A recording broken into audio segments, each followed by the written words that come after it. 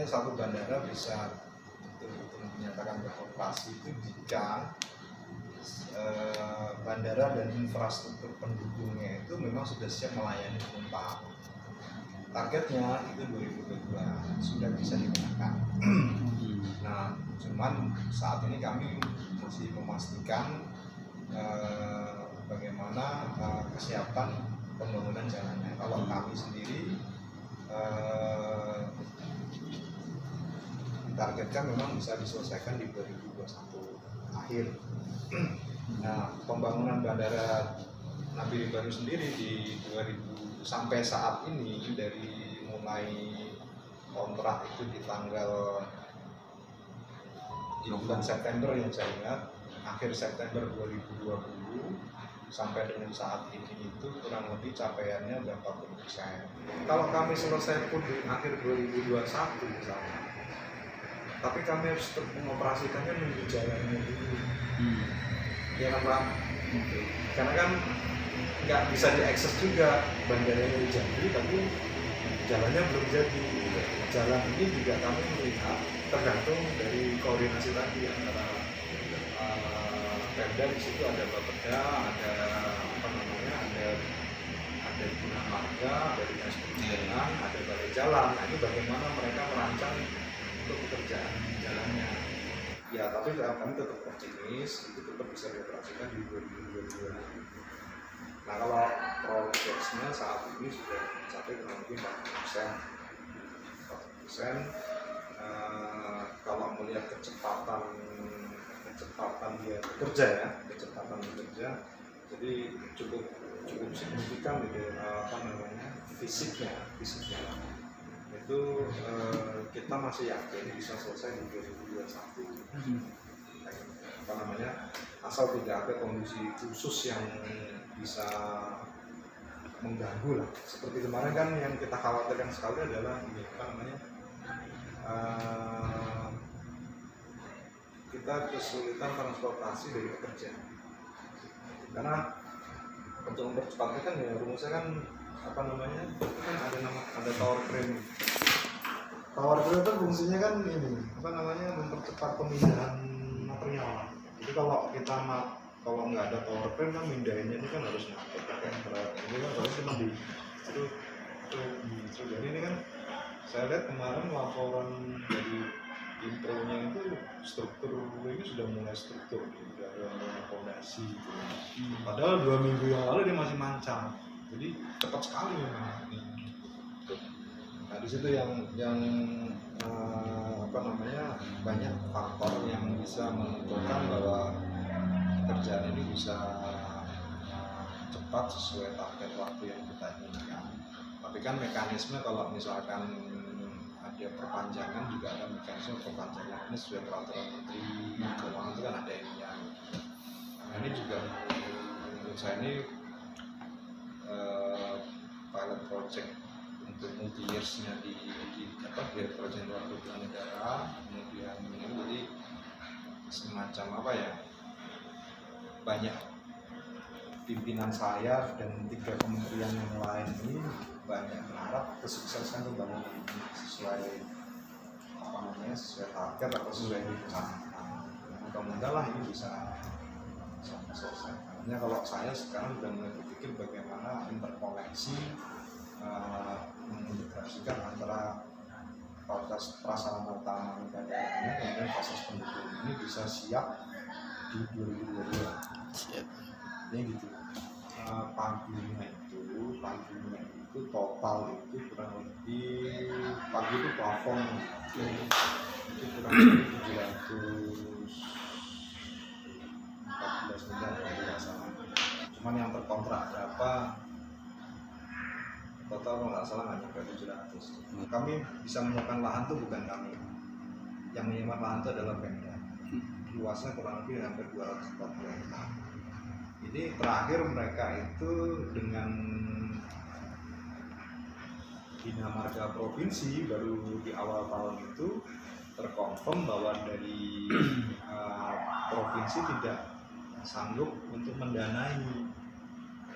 Koordinasi kan di mereka kan sudah dari sebelumnya sudah ada, tapi baru dapat kepastian bahwa mereka tidak memiliki anggaran yang cukup. Makanya terus kemarin di awal-awal tahun itu rapat antara kami, Dinas Perhubungan, kemudian Bina Marga sini dengan Balai Jalan ini mencari solusinya. Ada sudah solusinya, tetapi bagaimana perencanaannya. Nah, ini kan kalau jalan kan sudah bukan wilayah kami. Gitu. Terkait infrastruktur yang kita siapkan itu target outcome-nya, target manfaatnya itu memindahkan bandara sini ke bandara mana. Itu sesuai master plan ya, sesuai master plan tahap 1 itu panjang runway 1550, tapi kita bisa sampai 1600 karena menyesuaikan dengan pesawat udara kritis ATR 72 dengan kondisi full terbang terjauh muatan maksimal itu yang disiapkan. Jadi dia butuh panjang landasan 1600 meter kali 30 meter lebarnya. Laksananya itu untuk sisi udara itu ya runway, taxiway, apron segala macam itu, shoulder, strip itu ya karena Nindya Karya, BUMN, KSO dengan modern. Jadi kalau yang sisi darat itu KSO antara Nusa Karya Engineering dengan PRP saya. Nah, jadi yang pekerjaannya terbagi nih sisi udara sama sisi darat. Sisi darat ini terminal, warehouse-nya, gudang kargonya, terus landscape, parkiran ini segala macam. Salah sistem transportasi. Tapi itu kan nyangga 5 kabupaten, 4 DIY, Paniai, Tanjaya gitu. Kenapa? Saya ngeliatnya dari apa? Memang ada rute perintis yang sana dan itu load factornya tinggi. Artinya demand itu ada di situ. Nah, interkoneksinya di Nabiri ini dengan Wix ini belum bisa langsung ke ini. Jadi orang itu kalau mau ke Jakarta, dia mau ke Makassar, dia mau ke Surabaya, rute yang harus dia lalui itu muter. Katakan dari Paniai, dia ke Nabiri dulu, Nabiri naik pesawat ini ke Timika dulu. Waktu perjalanan itu panjang, biayanya pasti tinggi. Nah, kalau misalkan dipangkas, misalkan dari Nabiri bisa langsung ke Makassar, Nabiri langsung ke Jakarta, itu waktu perjalanannya turun, biayanya juga ada ini. Cuman kita menyiapkan infrastruktur itu juga harus melihat nanti jumlahnya berapa pertumbuhan penumpang. Kecuali Nabiri jadi ibu kota provinsi. Nabiri jadi ibu kota provinsi, mutlak bandara harus bisa ini kan supaya nanti pejabat di sini itu provinsi itu bisa langsung kalau ada ini di Jakarta itu bisa cepat. Terus misalnya kalian vendor atau supplier itu bisa kalau bisa menggunakan material seminimal mungkin dari luar. Tapi ya tetap Pak, kalau materialnya berupa peralatan ya kan datangnya dari luar. Contohnya kayak eskalator, terus beton